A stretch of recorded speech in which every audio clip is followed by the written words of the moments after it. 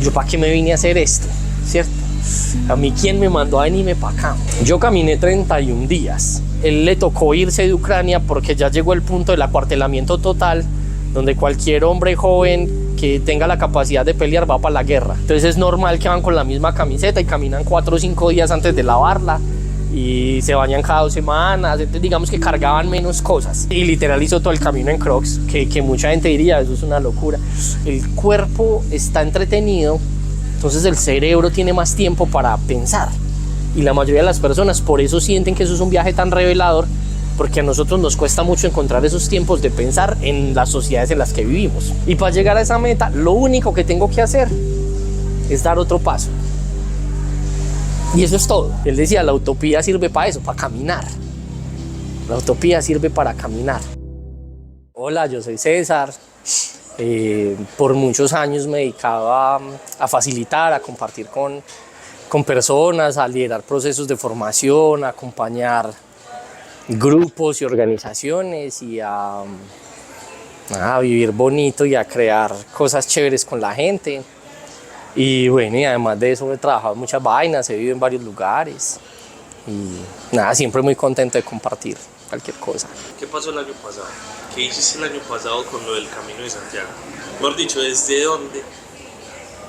¿Desde dónde? Empieza desde el principio, desde hace 3, 4, 5 años empezó en mi mente la idea de irme a viajar al Camino de Santiago. ¿Cómo sale esa idea?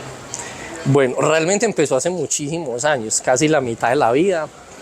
Estando muy joven, por ahí me encontré en algún lugar alguna referencia sobre el Camino de Santiago.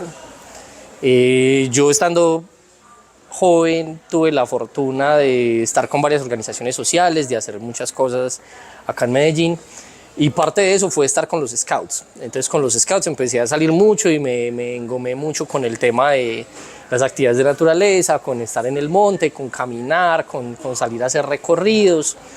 Y por ahí llegó la historia de los peregrinajes y empecé a leer mucho y a encontrar cosas. En ese entonces no había internet como ahora, no existía pues, como los mismos modelos de comunicación que hay hoy en día. Pero recuerdo que por ahí me vi algo, primero lo leí en alguna revista y luego ya vi un documental y luego me encontré un libro que hablaban o hacían referencias al Camino de Santiago de Compostela. Y desde esa época, más o menos 20 años atrás, empecé a pensar como yo quiero algún día hacer el Camino de Santiago. Yo me quiero ir a hacer esa experiencia. Y por muchos años estuvo ahí, como en la mente, pero no nada definitivo, nada muy claro. Y con el pasar de los años se fue volviendo más una meta. Entonces ya cuando creo que iba a cumplir 30 años, dije como bueno, cuando cumpla 35 me voy a ir a hacer el Camino de Santiago, de regalo de cumpleaños. Y ahí empezó como a volverse más una realidad, como a pensar en ponerlo como una meta y empezar a planear cómo hacerlo posible. Y bueno, y la realidad siguió avanzando y pasaron muchas cosas. Dentro de eso, pues yo estuve viajando, estuve haciendo muchas cosas, pero nada que me llevara directamente a ese lugar. Cuando ya llegó como el momento en que lo quería hacer, muchas situaciones cambiaron y no pude. Y con todo el tema del encierro del COVID, pues era muy difícil moverse, entonces como que en ese momento no fue. Y ya después entonces como que reprogramé la meta y dije, bueno, cuando cumpla 40 años, voy a ir a cumplir 40 años a Santiago de Compostela. Pues como sí o sí, porque más joven no me voy a poner, porque cada vez va a ser más difícil. Y durante todos esos años seguía encontrando referencias, seguía encontrando historias, seguía escuchando a personas que ya habían hecho el camino y siempre me llamaba mucho la atención esta posibilidad de conectar lo espiritual a través de una experiencia física.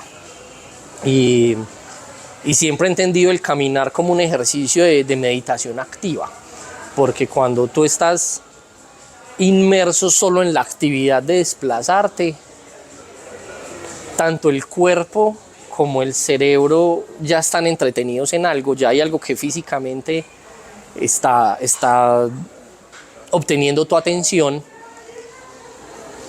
entonces tienes más tiempo para dedicar al pensamiento y a la conexión. Y eso es lo que hace que ese viaje sea una experiencia espiritual para muchas personas, aunque muchas personas van a hacer el camino por muchas razones. Hay gente que va solo por temas deportivos, solo por temas turísticos, solo porque le pareció interesante, porque vio a alguien en redes hacerlo, que todas esas razones están muy bien. Pero también hay mucha gente que va con ese sentido espiritual. Y por lo menos en las religiones, digamos, judeocristianas, se habla de los 3 peregrinajes santos o de los 3 recorridos santos que las personas deberían hacer. Hay muchas cosas así en diferentes religiones o en diferentes culturas, como quien en su momento siente que tiene que subir a, no sé, en África las personas hablan de sus montañas sagradas, en los Andes, muchas comunidades originarias hablan de ciertas montañas, ¿cierto? O en diferentes lugares. Caminar, no sé, en los Alpes o hacer el Pacific Crest Trail en Estados Unidos.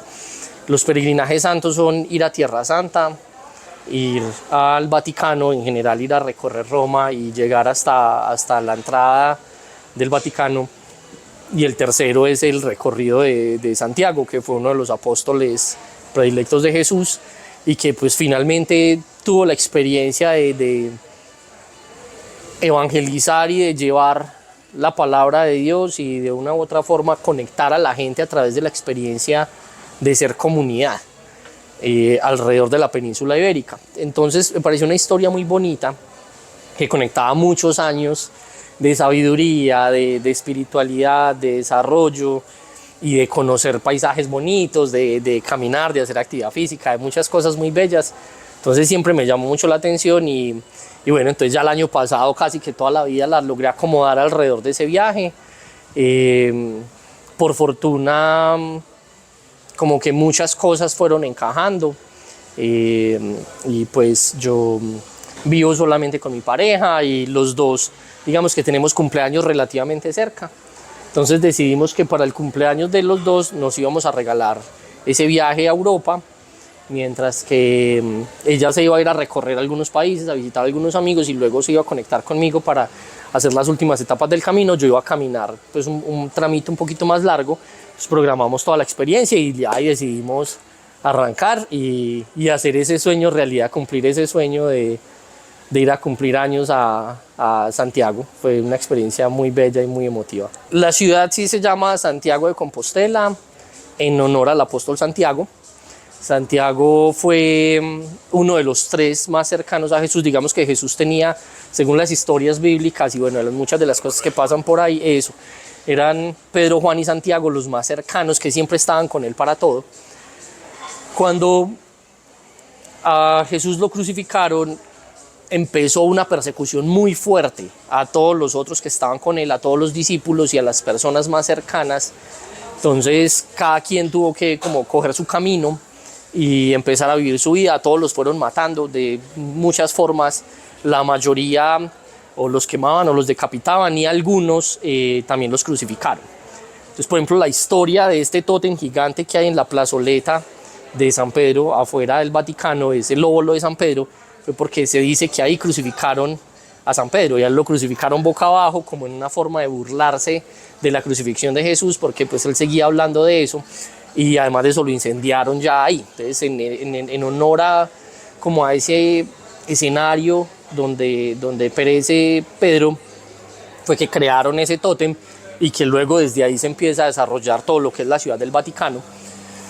Santiago fue como el discípulo que tuvo el chance de vivir una vida más cercana a lo que vivía Jesús, que era ir caminando, ir recolectando su propio séquito de discípulos. Él tuvo sus discípulos también igualito que los tuvo Jesús, de hacer milagros, de curar gente, de hacer ese tipo de cosas, y se dedicó a viajar, igual que hacía Jesús, ir a diferentes pueblos a evangelizar. Pues en ese entonces no se llamaba evangelizar porque el evangelio apareció muchos años después, pero ese ejercicio de compartir la palabra de Dios desde el mensaje del amor, del mensaje de la unión, del mensaje de la comunidad, del mensaje de estar conectados a través de la esencia de la vida. Entonces resulta que Santiago empieza a seguir unos llamados y esos llamados los llevan a caminar las rutas que pues eran mayormente colonizadas por los romanos.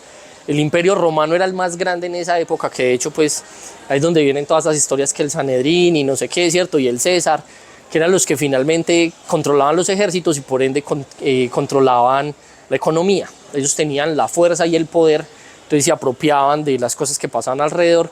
Entonces digamos que de una u otra forma controlaban también los caminos. Santiago se va a recorrer esos caminos, a hablar con la gente de lo que había pasado con Jesús y a llevar ese mensaje.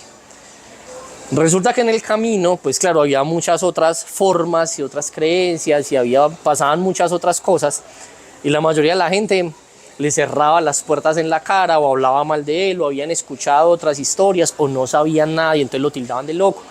Y el man sufrió mucho, pero aún así seguía y seguía y seguía y seguía. Cuentan que en un momento, cuando llegó a entrar a España, él ya estaba listo para devolverse porque veía que lo que hacía no tenía sentido, que su misión no tenía propósito, porque a nadie le importaba lo que él estaba haciendo. Y cuentan que, pues según esas crónicas y muchas de las cosas que aparecen en los textos sagrados, que a él se le apareció María, la mamá de Jesús, y lo animó a seguir.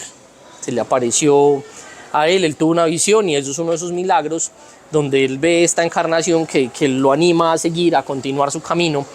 Y entonces el man decide continuar, y gracias a eso se va instaurando la religión, digamos, cristiana. Obviamente, claro, todo este tema de lo cristiano, lo evangélico, lo protestante, todo este tipo de denominaciones fueron surgiendo muchos años después. Pero en ese momento se fue instalando el cristianismo en toda la península ibérica, digamos España y Portugal.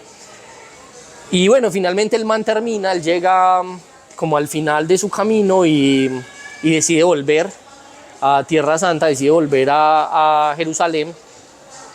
Y efectivamente allá lo coge el ejército, lo mata por haber hecho todo lo que hizo y por haber seguido a Jesús y por todo.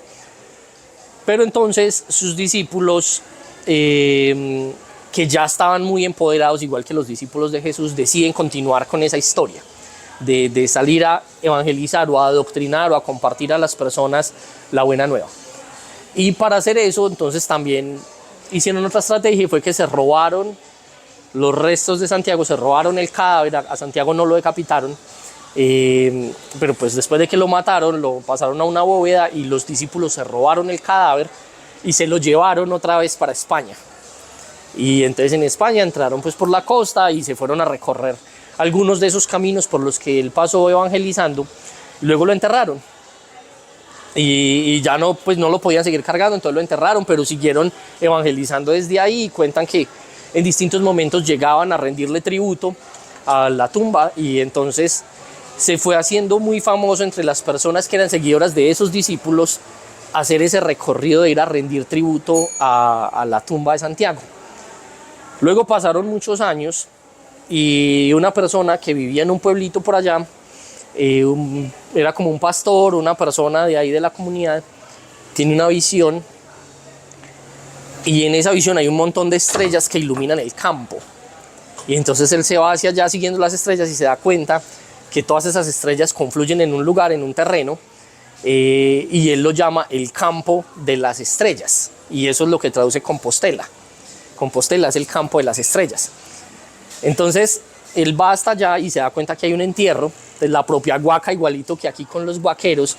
Él se va y se da cuenta que hay un entierro, entonces manda a llamar al rey, que en ese momento era un rey, y lo llama y le dice como: venga, que encontré algo muy importante, aquí hay una persona muy importante. Empezaron y se dieron cuenta que había algunos escritos, algunos mensajes que le habían dejado algunos de sus discípulos, de los discípulos de sus discípulos y de toda esa gente que fue construyendo la religión después de él. El rey viene, verifica todos esos documentos y manda a llamar al que en ese momento pues era como, digamos, el obispo de la religión en ese entonces. Eso ya es por allá como en el año 800, allá han pasado muchos años con toda esa historia de la gente yendo y viniendo a ese lugar sagrado, que nadie sabía que era un lugar sagrado, solo esas personas sabían dónde era, y se pasaba de generación en generación como un ritual. Entonces vienen este obispo con el rey y con otro montón de sacerdotes, que ya sí estaba mucho más instaurada y más reforzada la iglesia, y declaran este lugar como un campo santo. que es Santiago de Compostela, y empieza a crecer el pueblo. Nosotros íbamos con la idea de que Santiago de Compostela era un pueblo chiquito, y no, eso es una ciudad grandísima, es un pueblo grandísimo, y particularmente tiene una vocación académica muy grande, entonces van muchos estudiantes y es muy famoso para ir a estudiar, hay todo tipo de universidades, todo tipo de programas. Entonces es un sitio muy grande donde convergen muchas personas, y es como en el centro de Galicia, pero también un poco muy hacia la costa, entonces está muy cercano a Portugal, y de todas formas viajan gente de muchos lugares, pero conecta muchas cosas de la península ibérica. Entonces resulta que a raíz de eso se declara este lugar, se empieza a construir la Catedral de Santiago, y empieza a volverse muy famoso, y luego fue introyectado como uno de esos peregrinajes santos. Además de ir a la tumba de Jesús, de ir a la tumba de San Pedro, entonces se incluye la tumba de Santiago. Y entonces cada vez más personas empiezan a hacer ese recorrido, muchos viniendo desde Roma, muchos viniendo desde otros lugares del mundo, y finalmente muchas personas recorriendo solo en España ese recorrido. Entonces digamos que de ahí viene mucho la historia de por qué se hace famoso el camino. Muchas personas desde lo religioso, y ya luego empiezan a entrar a otros propósitos también, de gente que decide ir a ese lugar. Ya por allá al final de los 80, si mal no estoy, un sacerdote de un pueblito por allá chiquitico, que es como una veredita en Santa Elena, así arriba en una montaña, en la parte más alta, en la parte más fría, un sacerdote que se llamó Elías, que por ahí pasaron una vía que conectaba, digamos, a dos municipios, y en la construcción quedó algo de material que guardaban en la iglesia. Eso es una capilla pequeñita, y entonces en la iglesia guardaban materiales de lo que se necesitaba para la obra, y al final se acabó la obra y le dejaron cosas ahí. Entonces ellos usaron algunas cosas de esas para reconstruir los muros, para mejorar el cementerio, y quedó un poquito de pintura. Y resulta que este sacerdote empezó con la pintura que le quedó, esta pintura amarilla del asfalto con la que pintan pues las rayitas de las calles. Empezó a usar esa pintura para poner flechitas. Y entonces la gente, y el señor pasaba horas y horas y horas pintando flechas amarillas por todas partes. Y entonces le preguntaron que qué estaba haciendo, y Elías decía que él estaba preparando una invasión de peregrinos. Estoy preparando una invasión de peregrinos, y gastaba horas y horas pintando, y la gente como, este señor tan loco, pues no tiene nada mejor que hacer. Y él era convencido que este proceso iba a lograr que eventualmente años más tarde más gente reconociera eso, y hoy en día uno de los íconos del Camino del Santiago es la flecha amarilla, que te va mostrando todo el recorrido. Y efectivamente se convirtió en lo que es hoy, que como más personas asocian esa flecha amarilla con ir hacia un destino, empezaron a seguir esas flechas, y ya hoy en día nosotros estábamos viendo las estadísticas, y creo que eran como 350.000 personas que llegaron en un día a Santiago de Compostela, y todavía no ha empezado la temporada alta en la primera semana de junio. Y todos los días llegando, o sea, 300.000 personas todos los días llegando a Santiago de Compostela, peregrinos que vienen desde distintos lugares a diferentes propósitos, pero a vivir esa experiencia del camino, que como decía ya está regada por muchos lugares del mundo. Nosotros aquí en Bogotá tenemos un tótem del camino, uno de los mojones que indica la ruta, y ya en muchos lugares del mundo, por toda Europa y en algunos lugares digamos desde África o desde Asia, ya hay rutas que conectan desde diferentes lugares hasta Santiago de Compostela, marcados ahí con la flechita. El viaje arranca con que, como les decía, pues ya aquí ya en Bogotá hay un mojón, entonces nos fuimos para Bogotá a tomarnos la foto inicial que está en Monserrate, con ese primer indicador que muestra que nos faltan 7.600 kilómetros para llegar a Santiago. O sea, 7.600 kilómetros de distancia para llegar al destino. Entonces, bueno, estuvimos en Bogotá, muy chévere el espacio, el paseo, conocer, empezar ese viaje de los sueños. Luego, particularmente aquí en Antioquia, tenemos aquí muy cerquita, pues el segundo municipio más grande de Antioquia es Santiago de Arma de Río Negro, que se llama Santiago de Arma en honor a Santiago del Apóstol. Entonces fuimos a la Catedral de Santiago también cuando ya estábamos empezando el viaje. De ahí volamos a Madrid, y de Madrid, digamos que, pues como les contaba, ya nos separamos. La novia se fue para un lado más como a viajar, a conocer, estuvo pues como en algunas otras ciudades. Y yo de ahí viajo a la frontera con Francia, a un pueblito que se llama Saint-Jean-Pied-de-Port, que es la ruta tradicional de lo que se llama el Camino Francés, que es uno de los que se cree que es el camino más antiguo o la versión original del camino que venía, digamos, en su momento desde Roma. Entonces arranca la frontera con Francia, ese es el primer pueblito pasando la frontera, y ahí se cruza caminando la cadena montañosa de los Pirineos y se entra por los Pirineos a España, y ya atravesar España todo desde la frontera con Francia hacia Santiago, que está muy cerca a la costa en el otro lado, atravesarla de lado a lado, desde del este hacia el oeste. Y bueno, entonces arranco desde allá. En teoría son 800 kilómetros de camino, y entonces, bueno, durante todo el viaje es la oportunidad de vivir el viaje como tú quieras. Hay personas que hacen eso acampando en diferentes lugares públicos con su carpa y con sus elementos para estar afuera. Hay unos albergues o hospitales de peregrinos que están la mayoría administrados por voluntarios que antes fueron peregrinos y van a acompañar la experiencia de otras personas. Hay unos espacios que son acompañados por el gobierno también, porque pues obviamente es una gran fuente de ingresos para el país, entonces el gobierno está muy involucrado con acompañar esta experiencia para el mundo. Y de todas formas hay otro montón de escenarios que son albergues, pensiones, hoteles, hostales, diferentes tipos de acomodaciones que ya cada quien va eligiendo como qué tipo de experiencia quiere vivir. Cada persona camina al ritmo que puede. Hay personas que caminan 5, 6, 7 kilómetros al día. Hay personas que pueden caminar 50, 60 kilómetros en un día. En mi experiencia yo caminaba entre 20 y 35 kilómetros diarios. Y ya tú cuando empiezas vas programando tu ruta. La mayoría de la gente va con una idea muy clara de cuánto tiempo puede estar, cómo puede organizar sus etapas de un lugar al otro, identificar como dónde voy a dormir, dónde voy a parar a comer, ¿cierto? Como los tiempos durante el día. Las rutas, vuelvo y digo, hay muchos caminos, hay caminos que vienen desde todas las direcciones hasta Santiago. Entonces, pues cada quien va como eligiendo su camino. Yo decidí apegarme lo más posible al Camino Francés.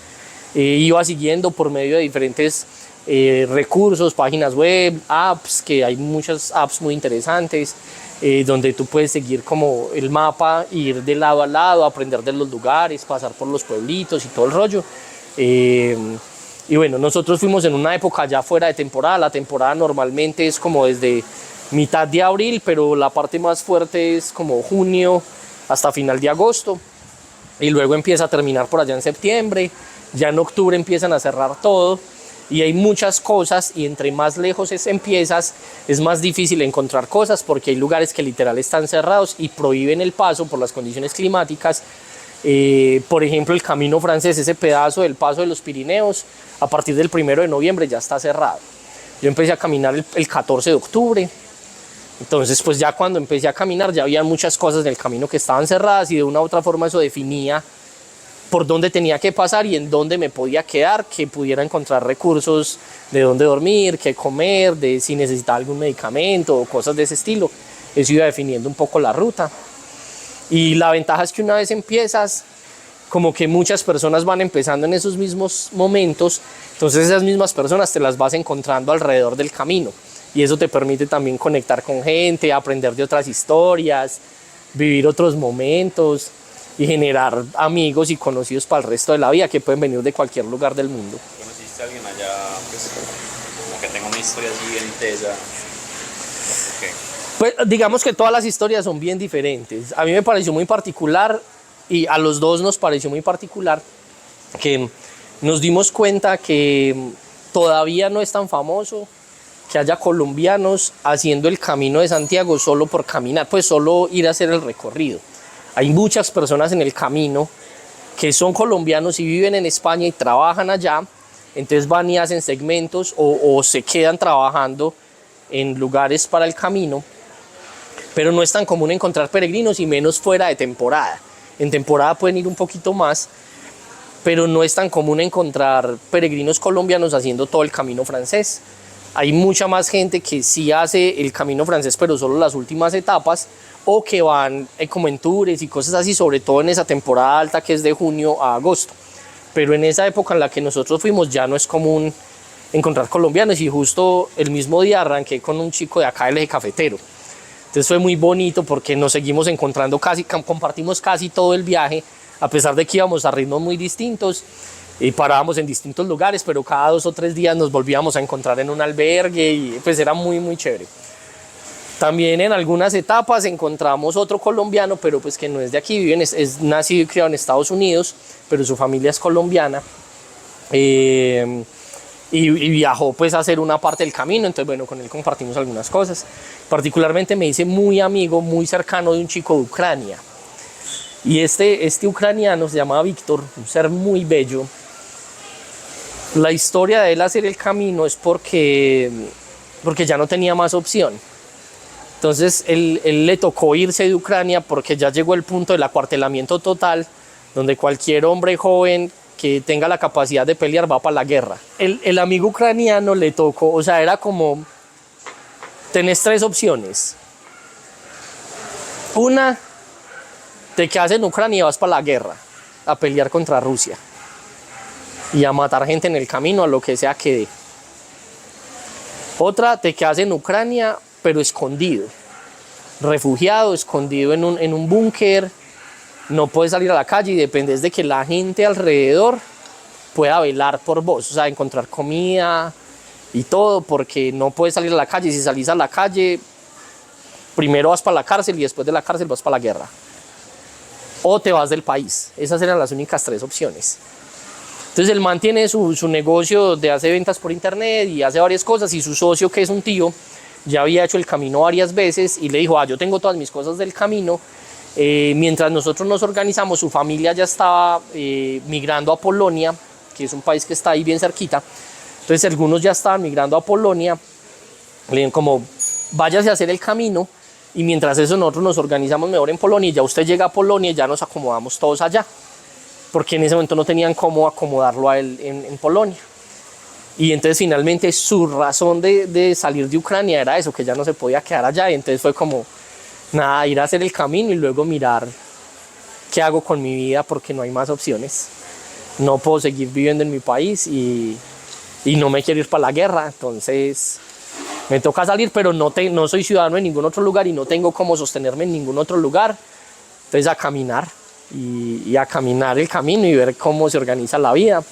Luego de que terminamos el camino, él viajó a Polonia, estuvo en Polonia y ya se conectó con otra empresa y se va a dedicar a trabajar con barcos de comercio. Entonces ya va para un barco y a viajar pues en un barco trabajando, porque todavía no se puede volver para la casa. Una situación bien compleja también.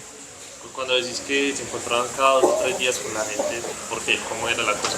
Porque cada quien camina a su propio ritmo. Entonces yo, por ejemplo, yo iba con muchas cosas. Yo elegí como cargar con un equipaje con muchas cosas. Obviamente cada quien tiene su propio peso. Yo iba bastante cargado por elección personal, porque me gustaba tener todas las cosas que tenía. Y hay muchas opciones. Entonces hay personas que, por ejemplo, no pueden cargar mucho peso, y hay empresas que tú puedes dejar tu equipaje en donde dormiste y viene una van y recoge tu equipaje y te lo lleva al siguiente lugar donde vas a parar. O tú puedes coger parte del equipaje y mandarla al destino, o dejarla guardada en otro lugar, en Madrid, por ejemplo.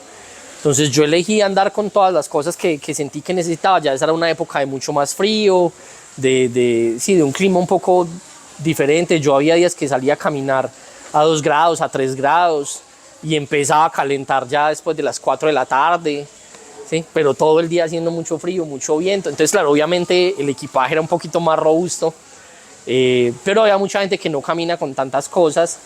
También para nosotros, digamos los latinos, la costumbre de bañarnos todos los días, de aplicarnos desodorante, todo eso es peso. Pero tú ves gente donde eso no es tan común.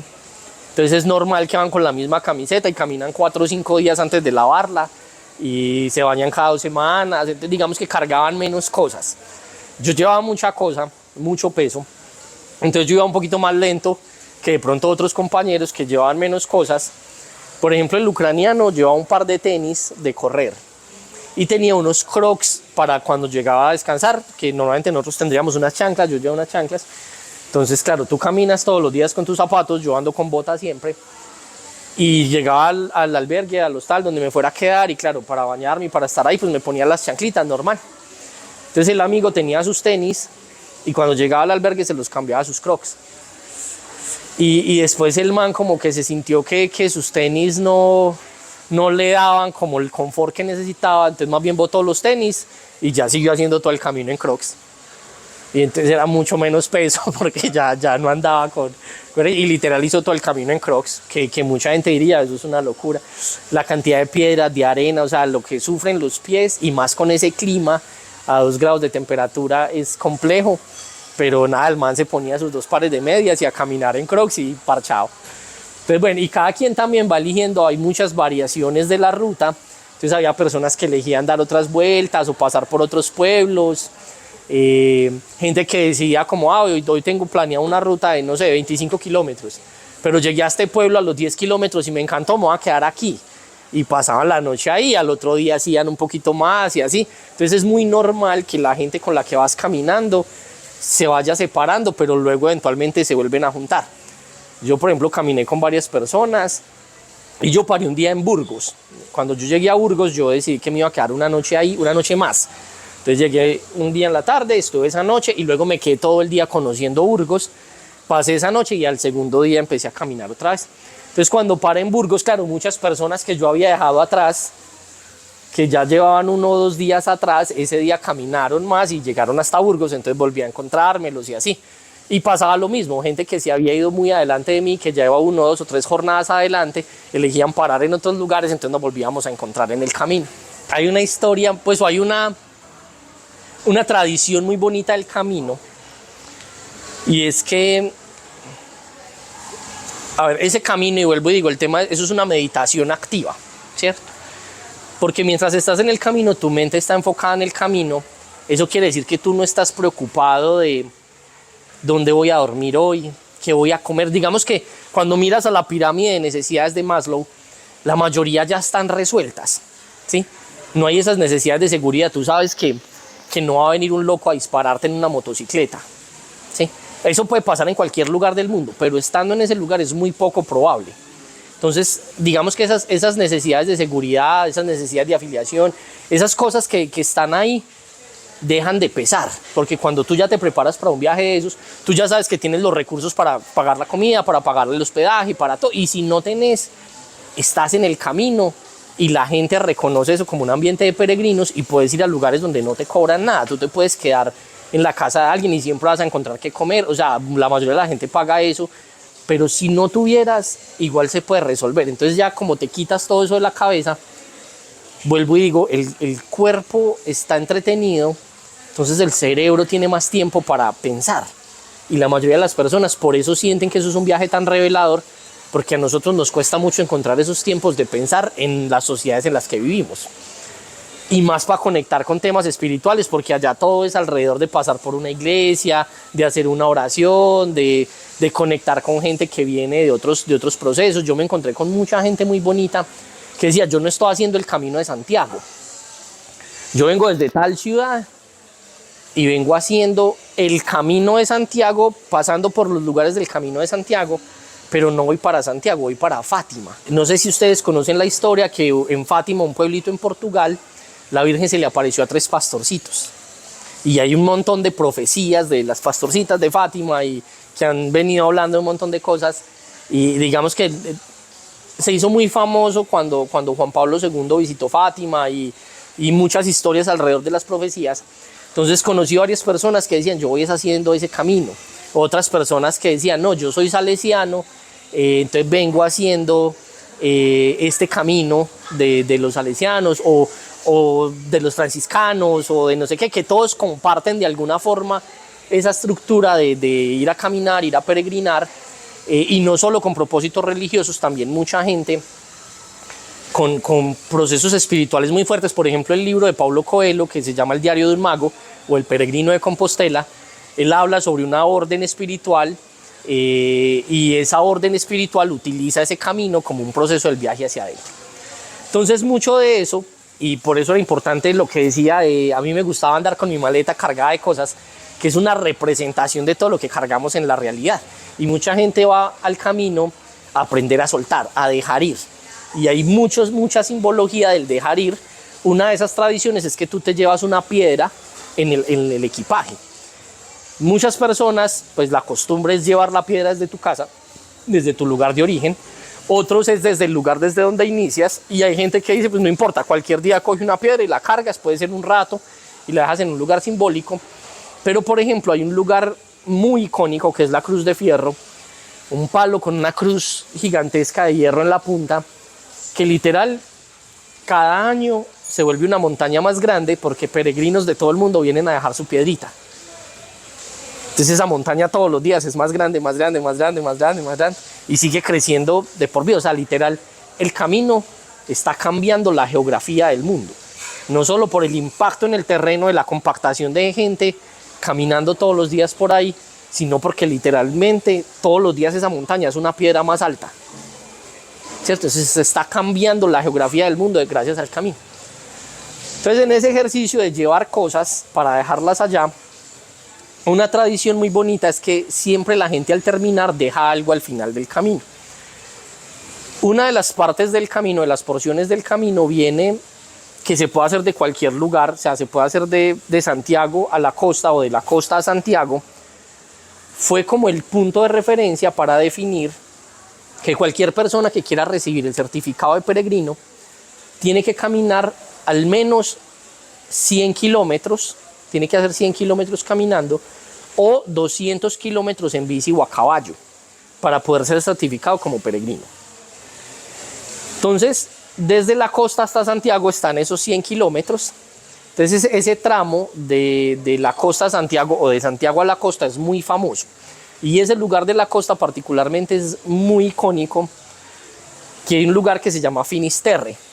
Finisterre, que en el idioma de ellos traduce como el final de la tierra, es donde se creía que se acababa el mundo cuando se pensaba que la tierra era plana. Eso era lo más lejos que se podía llegar, y de ahí para allá era el océano, y el océano llegaba hasta la línea final y ahí se acababa el mundo. ¿Sí? Ahí se creía que hasta allá llegaba el mundo y que si te caías ya estabas en el vacío del universo. Entonces es muy icónico llegar hasta el fin del mundo, y cerquita está otro terreno mucho más importante para las comunidades originarias, para los pueblos nórdicos y para las comunidades gitanas, que es el faro de Muxía, que fue uno de los primeros faros de navegación que existió en el mundo y que fue el que guió la navegación en un nivel distinto antes de que la mayoría de la gente se permitiera el lujo de irse más allá de la costa. Antes la gente solo navegaba hasta donde pudiera ver la costa, y cuando ya la dejaban de ver se devolvían. Sí se guiaban por las estrellas en la noche y así, pero solo navegaban de día y alrededor de la costa. Y cuando pusieron ese faro en Muxía se convirtió en un cambio rotundo para la navegación, porque entonces ya había una luz elevada que te permitía ir mucho más lejos y navegar incluso de noche, porque siempre ibas a tener un referente de cómo volver. Entonces ese sitio es bien importante para muchas comunidades, y en el término espiritual tiene una carga muy bonita. Hay un par de monumentos muy interesantes allá. Entonces, cuando nosotros planeamos el viaje, siempre en la cabeza estuvo, bueno, y yo por allá a los 20 años me enredé el cabello, y yo tuve dreadlocks, pues rastas, por 20 años, por un poco más de 20 años. Y siempre pensé que cuando ya fuera a llegar al camino, eso era lo que yo iba a dejar. Yo iba a dejar el cabello por allá, como una forma también de soltar. Y bueno, también pues porque la familia todos son calvos, entonces yo ya sabía que no iba a tener mucho pelo después. Pero me parecía un sitio muy simbólico del soltar y del dejar mucho de lo que fui y de lo que era antes. Y era una transición muy bonita, más porque la idea de llegar allá era llegar a cumplir años. Entonces es una forma muy bonita de conectar toda esa experiencia de la vida a partir de la resemblanza del camino. Entonces el vivir el camino fue todo eso, ir dejando cosas. Desde Burgos yo ya elegí, había cosas que ya no necesitaba, entonces las mandé para Santiago, y eso me bajó mucho el peso de la maleta. Y seguí caminando, y ya bueno, llegamos a Santiago, y de Santiago ya tuvimos el chance de ir hasta la costa, y ya en la costa me motilé y dejé el pelito por allá colgado en una muralla de piedras bellísima, y bueno, a seguir disfrutando el cumpleaños en Santiago. ¿Cómo se sintió físicamente el proceso desde que inició? ¿Cuál fue el momento más retador? La primera vez me contaste de que había un lugar largo que caminabas y era como si no... Sí, en la entrada a Burgos precisamente, el lugar donde me quedé. Yo venía de caminar varios días con la maleta muy pesada, con mucho frío, y en las primeras etapas, como es cruzar los Pirineos y varias zonas de montaña, hay otro lugar que se llama el Monte del Gozo, que es casi todo el día va subiendo para llegar a una montaña, una colina muy famosa de la ruta, donde hay como una especie de monumento con varios peregrinos. Es quizás uno de los primeros lugares turísticos que tiene peregrinos en la ruta de Santiago, ya entrando a España. Entonces yo venía de caminar mucho, de días que llovía todo el día, entonces estás mojado todo el tiempo, en clima frío, bueno, muchas cosas, más la maleta pesada. Entonces yo ya tenía dolor en los pies, se me había hinchado la pantorrilla del pie derecho, y yo no quería avanzar mucho en el camino sin tener la posibilidad como también de conocer ciertas cosas, de hacer otras vainas, pero de todas formas no me podía quedar muy cerca o no podía andar poquitos kilómetros porque ya muchos pueblos estaban cerrados. En muchos lugares por los que pasé hay pueblos donde no vive nadie y solamente están activos durante la temporada alta del camino, el resto del año están abandonados, o pueblos donde viven muy poquitas personas, entonces no hay nada, no había un albergue, no había un restaurante, no había un bar, no había nada. Entonces no había como la posibilidad de decir, ahí voy a parar aquí, ya me cansé, me voy a quedar acá, sino que tenía que hacer jornadas más bien larguitas, de 25, 30 kilómetros, 32, 34. Entonces como ya venía caminando y venía con algo de dolor por ya todos los días que llevaba, el día anterior yo me quedé en un lugar que tenía que hacer una ruta bastante larga para llegar hasta Burgos y en la mitad no había otras opciones donde parar. Entonces recuerdo que yo empecé a caminar mucho más temprano porque sabía que iba muy lento, mucha gente con los que yo iban también para ese lugar, pero caminaban más rápido o iban menos cargados o lo que sea, bueno, diferentes condiciones. Entonces podían salir más temprano, yo ese día me paré muy temprano, todavía estaba de noche, recuerdo que el cielo estaba lleno de estrellas, era bellísimo, un frío impresionante, pero yo caminé antes del amanecer por ahí 3 o 4 horas, antes de que se hiciera día yo ya llevaba por ahí 3 o 4 horas caminando. Y caminé todo ese día y entrando a Burgos tú llegas como al aeropuerto y entonces tienes que darle la vuelta a la pista del aeropuerto y luego entras ya a lo que parece la ciudad, pero lo que parece la ciudad es como decir aquí, entrar a Itagüí, pero tú vas para Bello. Entonces todavía estaba muy lejos, pero entonces claro, cuando tú miras en el mapa ya estás en Burgos, pero Burgos queda muy lejos, el centro histórico para donde yo iba, donde estaba el albergue en el que me iba a quedar, donde está la catedral, que es el sitio más importante, estaba muy lejos y yo ya tenía mucho dolor y para mí era muy difícil caminar, más el peso, el cansancio, ese día ya estaba muy agotado. Y yo me acuerdo que había unas bancas y yo me sentaba en las bancas y respiraba profundo y esperaba un momentico y me hacía masajitos en el pie y soltaba la maleta y luego volví y caminaba otra vez, otro rato. Y luego me tenía que volver a sentar porque el dolor físico era mucho. Y ya llevaba mucho rato haciendo eso y yo siempre pensaba que estaba muy cerca, muy cerca. Y me ponía a mirar el mapa y todavía me faltaba lo mismo. Siempre me faltaban como 45 minutos para llegar. Y yo veía eso y yo era como, no, es imposible que todo lo que camina, yo miraba para atrás y parecía mucho, porque es una zona industrial grandísima, pero realmente no había avanzado tanto. Y ya llegó un momento donde yo vi que ya mi cuerpo estaba a punto de colapsar, que ya estaba demasiado cansado. Y entonces era como dos opciones, o busco donde quedarme aquí, o agarro fuerza donde no hay y llego hasta, y era subiendo, y llego hasta donde tengo que llegar. Entonces estuve un tiempo pensando y luego dije como no, ya lo que fue, o sea, así me duela, así lo que sea. Y arranqué de ahí para arriba a caminar con mucho dolor, pero finalmente hice todo ese trayecto. Y llegué al albergue y fue como un muy buen momento de descanso. Y yo ya había decidido, precisamente por el dolor y por todo, que me iba a quedar ahí, que me iba a deshacer ya de parte del peso. Entonces por eso también fue como la elección de pasar ese día en Burgos para dejar descansar el cuerpo y poder disfrutar lo demás. Entonces esa parte fue muy difícil. Después de ahí para allá, ya sigue una etapa que se llama la meseta, que es un poco más repetitivo el paisaje. Y ahí yo en ese trayecto, recuerdo que cambié las suelas, no, las plantillas de los zapatos, porque ya estaban muy gastadas, entonces puse otras que eran de gel y eran demasiado suaves y ya me dolía. Entonces recuerdo que cuando llegué a Astorga me tocó volver a cambiar porque ya me estaban sacando ampolla los zapatos. Sin embargo, yo no sufrí tanto de los pies porque ya estoy más acostumbrado a caminar. Y pues conocí muchas personas que desde el tercer día ya no se aguantaban los zapatos por las ampollas. Entonces hubo mucha gente que se va quedando en el camino y no alcanza a completar por eso, por lesiones, o que les toca pasar muchos días. Hubo una chica que se quedó 6 días en un pueblo porque literal no se podía mover. Conocí un chico australiano que primero le dieron muchas ampollas y luego entonces él no sabía cómo tratarse las ampollas y se arrancó la piel, entonces ya tenía heridas y de la humedad del zapato las heridas se infectaron.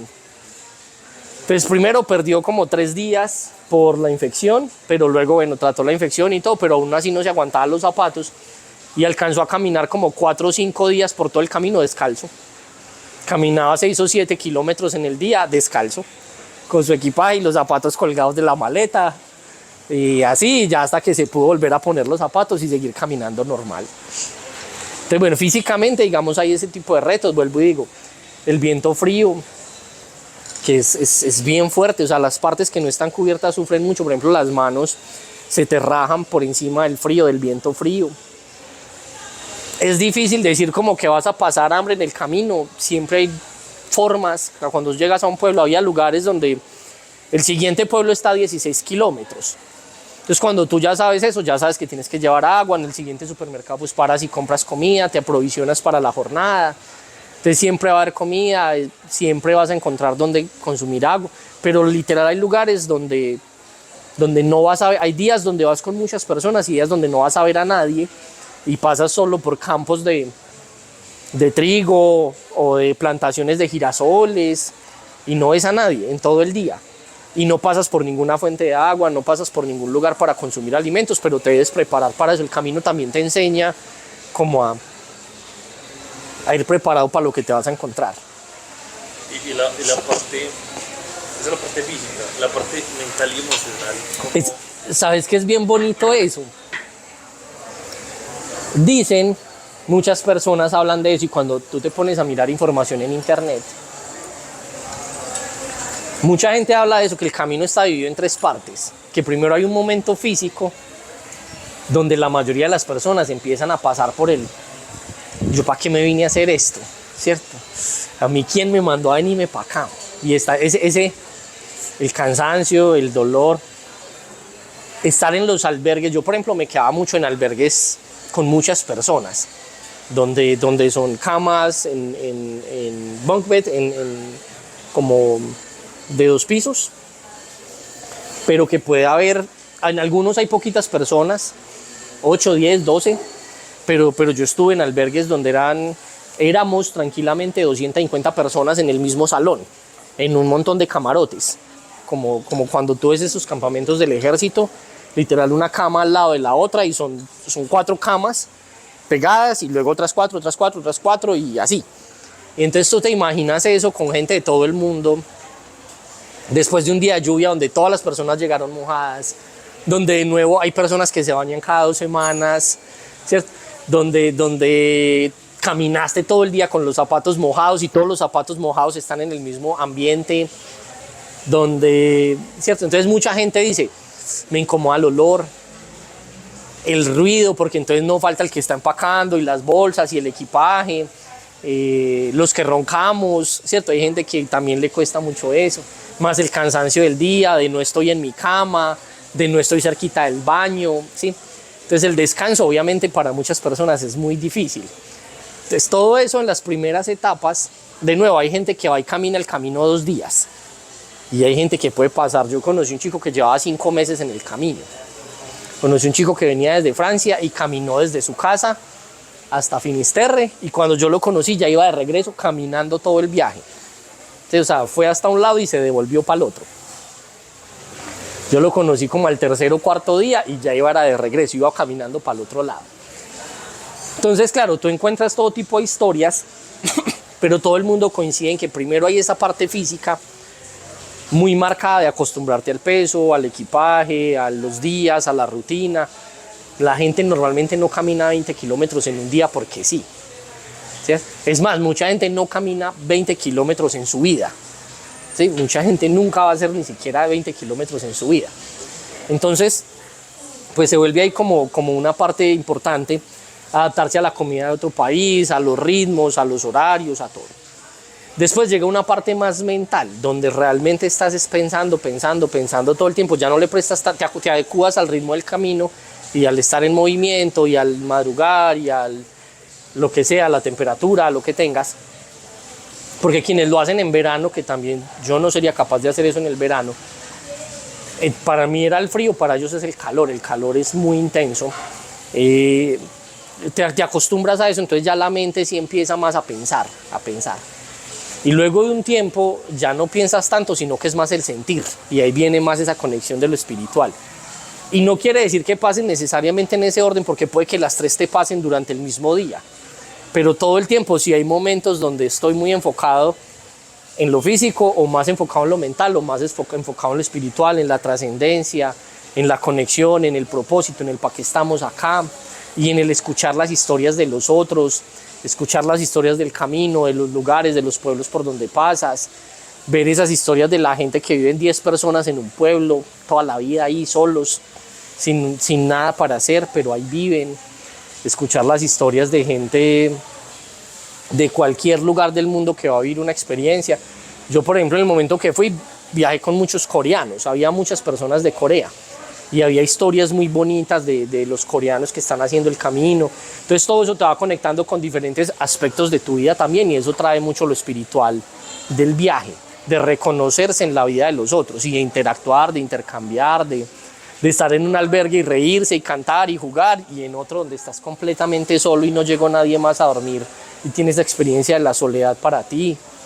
Hay muchas experiencias muy bonitas alrededor de esos tres pilares, de lo físico, lo espiritual y lo mental. ¿Cuántos días que te tomó hacer eso? Yo caminé 31 días. Yo estuve 33 días en el camino, pero paré 2. Uno en Burgos y otro en Sarria, cuando ya me iba a encontrar con la novia. Yo me quedé ahí, porque desde Sarria es otro de los lugares icónicos donde la gente arranca el camino francés. Para completar, desde Sarria son 114 kilómetros, entonces estás en ese rango de la certificación de peregrino. Entonces muchas personas hacen el camino francés desde Sarria. Cuando yo llegué a Sarria, ahí me despedí del colombiano, ahí me despedí del ucraniano, ya ellos siguieron su camino, yo me quedé ahí y ya desde ahí seguir. Entonces caminando fueron 31 días, en total del recorrido fueron 33 y del viaje fueron como 44, pues porque otros días que pasamos ya disfrutando Santiago y en Madrid y así. Y aparte del pelo, ¿qué más soltaste ahí? Espiritualmente hablando. Ah, bueno. No, porque físicamente, por ejemplo, sabes que no, vos no lo notas, pues ahí en todos los sentidos. no se nota, pero por ejemplo, el peso es una cosa muy loca. O sea, a medida que vas como entrando en esa rutina de caminar, el cuerpo pierde peso. Todo el tiempo te estás consumiendo y el gasto calórico se vuelve más alto, a pesar de que comes más o menos o lo que sea. Las temperaturas, el movimiento cambian un montón el cuerpo también. Y entonces eso cambia la rutina del sueño, cambia, en general el pensamiento cambia un montón porque tu cuerpo físico se transforma mucho con esa experiencia. Y entonces es también como las conexiones con las cosas. Yo, por ejemplo, yo no conocí a nadie más y pues yo viajé con mi propio palo de caminar, que yo tenía un palo para caminar toda la vida, desde que estaban los scouts por allá joven. Y yo desde aquí viajé con mi palito para caminar. Entonces, la conexión, por ejemplo, de tener el palito, que muchas veces era la única compañía, era andar con el palito, porque no había nadie más alrededor. Entonces, ese tipo de cosas, yo siento que no es solo como el soltar, sino el reconectar o el resignificar de la importancia de muchas cosas. Pero yo sí siento que allá dejé muchos miedos frente a muchas cosas, y parte de eso tiene que ver con el dolor del cuerpo. Y algo de eso que yo me repetía, yo me encontré a mí mismo repitiéndome muchas veces porque me dolía físicamente caminar cuando iba a llegar a Burgos. Y antes de eso, pues esos días, eran esos 25 kilómetros que me separan de mi siguiente etapa. Yo no voy a llegar a Santiago en un día, ¿cierto? pero si camino 25 kilómetros hoy, voy a llegar hasta este pueblo, que es mi meta para hoy. Y para llegar a esa meta, lo único que tengo que hacer es dar otro paso. Y eso es todo. Y literal en la mente todo el tiempo era solo eso, otro paso. Y si yo soy capaz de dar ese otro paso, y cada que termino es solamente dar otro paso, esos 25 kilómetros se van a convertir en 20. Y luego en 16, y luego en 14, y luego en 8. Lo único que hay que hacer es eso, es dar un paso. No importa a la hora que llegue, no importa cómo llegue, ese lugar no se va a mover. El camino ha estado ahí toda la vida. El camino lleva más de 2000 años allá y el camino no se va a mover. Y entonces ahí es donde mucha gente dice que el camino de Santiago arranca en la puerta de tu casa, ¿sí? Cuando vos tomas la decisión de arrancar, no importa que no viajes. Hay gente que dice, yo he hecho el camino 20 veces, pero nunca he dado un paso, ¿cierto? Pero todos los días pasan peregrinos por aquí, entonces me sé el camino de memoria, ¿cierto? Me conozco la ruta sin necesidad de ir hasta allá. El camino no es solo ir a caminar, pues no es el ejercicio de estar allá, sino la experiencia que vas viviendo contigo. Entonces, por ejemplo, para mí eso fue muy revelador para mi vida en general y me hizo darme cuenta de muchas cosas que yo he dejado de hacer a lo largo de mi vida por no dar ese otro paso. Y todo este tiempo ha sido una confrontación muy interesante de, bueno, ya descubrí esto y la meta no va a pasar ya, no voy a llegar hoy a este otro Santiago, pero todos los días sí puedo dar otro paso, dar el siguiente paso y ya. Eso es enfocarme en eso y saber que si doy ese paso, eventualmente voy a llegar y esos kilómetros van a convertir en lo que tengan que convertirse para llegar donde sea que tenga que llegar, así no llegue. Pero lo importante es lo que pasa conmigo mientras voy dando el paso. Yo últimamente he visto muchos videos como de viajeros, un poco de cosas, y hablan mucho como, o he escuchado mucho como que el destino es el camino como tal, ¿sí me entiendes? Sí. Al final lo que se llevan esas personas de llegar a la meta que les han propuesto, siempre quedas como lo recorrido, todas las historias van como, y al final muchos ni siquiera llegan hasta allá, sino que es todo lo que vivieron. Sí, incluso hay un motivador mexicano muy interesante que él decía que, bueno, hablaba en su momento de la palabra entusiasmo. Ya me parece una palabra muy bonita. Entusiasmo es una palabra muy bella que nosotros ya casi no lo usamos en el contexto latino, no es tan común. Y en otros idiomas, digamos, sí se usan ejemplos cercanos, pues, o palabras cercanas, pero yo siento que no tienen la misma fuerza de lo que significa el entusiasmo. El entusiasmo, cuando tú miras etimológicamente la palabra, viene de enteos. Enteos, teo es Dios y en es adentro, tener a Dios adentro. Entusiasmo es sentir a Dios adentro, que finalmente no es más, o sea, Dios es una forma de nombrarlo, pero es sentir la fuerza de la vida dentro de vos. Eso es estar entusiasmado. Y él decía que el entusiasmo se despierta en la palabra hacia, en ir hacia, no en llegar. Nadie está entusiasmado del lugar como tal, sino de ir hacia. Cuando tú planeas el viaje, y digamos en los contextos de nosotros que vivimos en las montañas, es muy interesante porque siempre está la idea de vamos para el mar. Y es la emoción y tú ves cuando estás llegando, ves el mar así que no se acaba y es esa felicidad. Pero ya llegas a la playa y el mar es una bobada. Y el agua sabe feo y hasta puede que ni siquiera disfrutes estar tanto ahí. Pero la emoción, el enteos, eso que te hace sentir vivo mientras viajas hacia, es lo que realmente te está cambiando la vida, es lo que te está demostrando que ahí estás siendo vos y que ahí estás vivo y estás conectando contigo. Entonces para mí era muy importante llegar porque era esa forma de cumplir la meta. Yo siempre yo quiero llegar hasta Santiago y me daba miedo incluso a veces no alcanzar a llegar. Me daba miedo que el dolor me detuviera, me daba miedo que pasara algo y no llegara, que pasara cualquier cosa para no llegar hasta el lugar. Pero porque siempre la motivación era estoy yendo hacia, ¿cierto? Y para mí todo el viaje fue la experiencia de celebrar la vida. Estoy celebrando la vida y es llegar hasta allá, a ese último día, a esa misa. Yo quiero ir a cumplir años, quiero ir a misa en la Catedral de Santiago. Cualquier otra persona diría, no, pues yo me quiero comer una torta o me quiero ir de fiesta con mis amigos. Para mí era llegar allá al lugar y asistir a la misa ese día.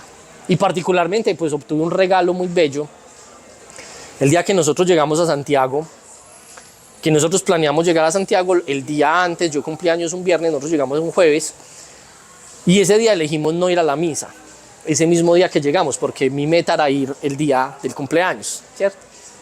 Ese día particularmente prendieron el Botafumeiro, que es una cantina gigantesca con la que pasan el saumerio, es muy icónico de ese lugar.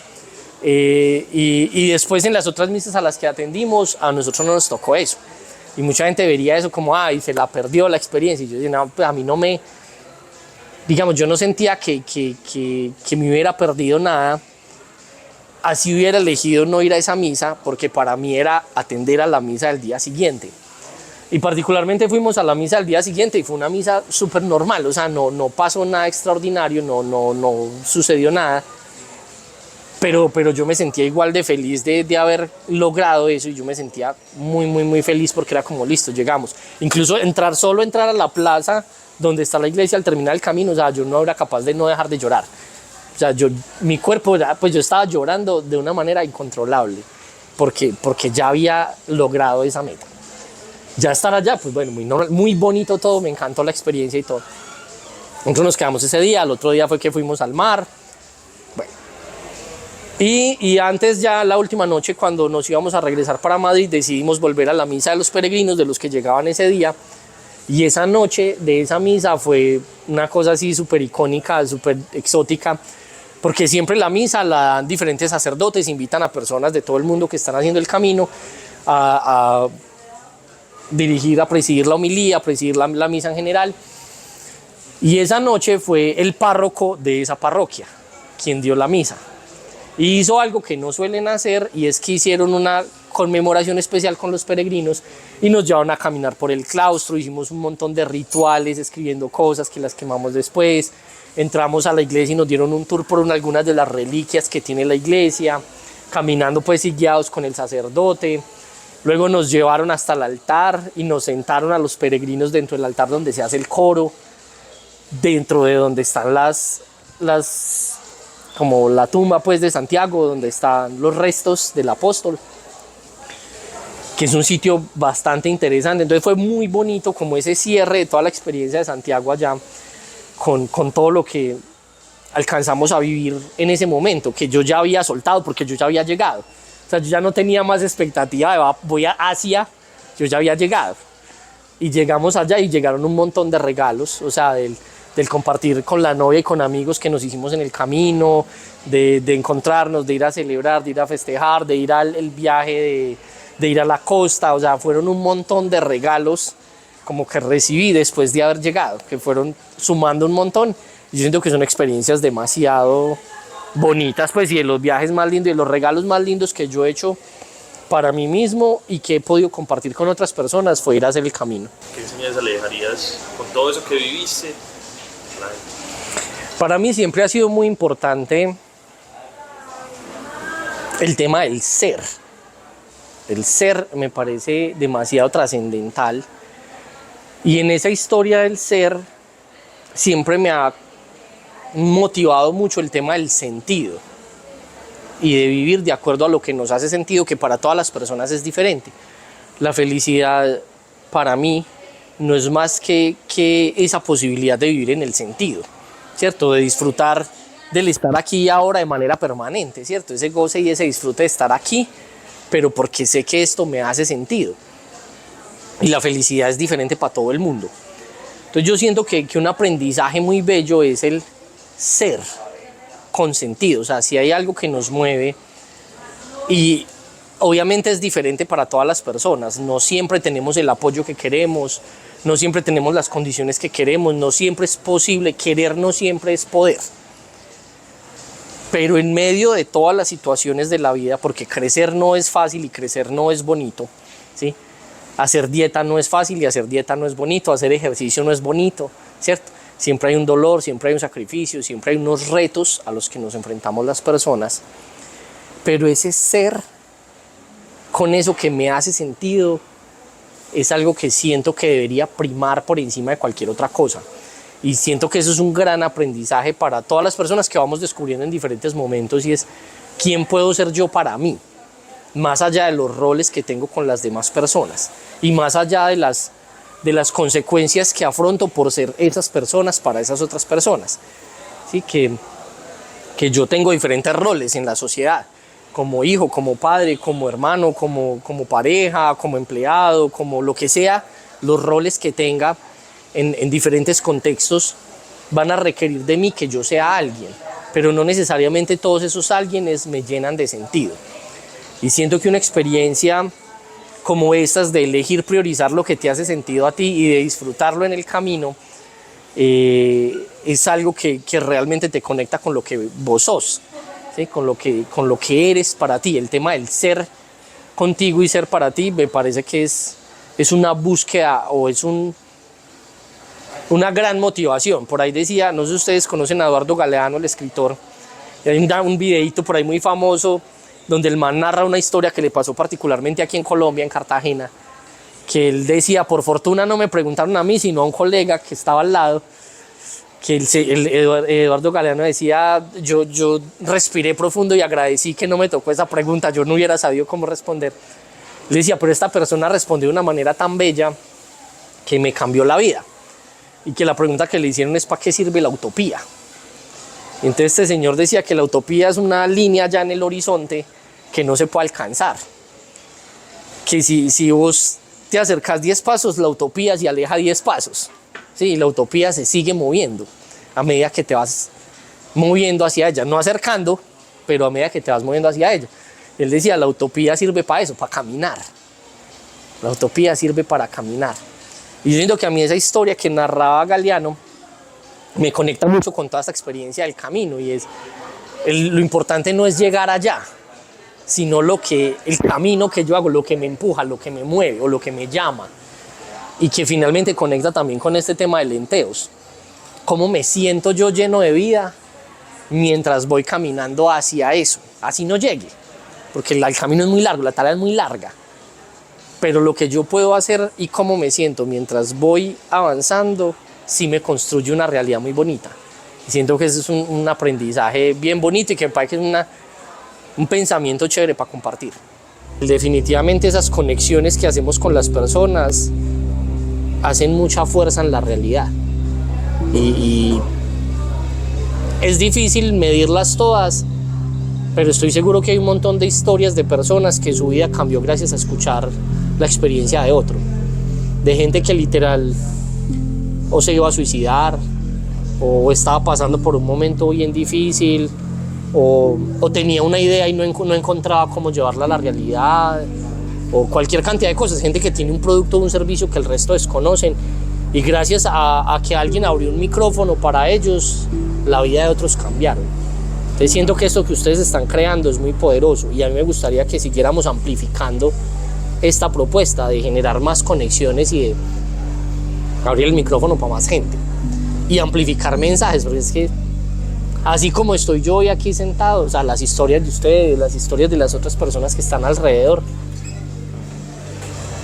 cambian vidas. Lo que nos conecta con las otras personas cambia vidas.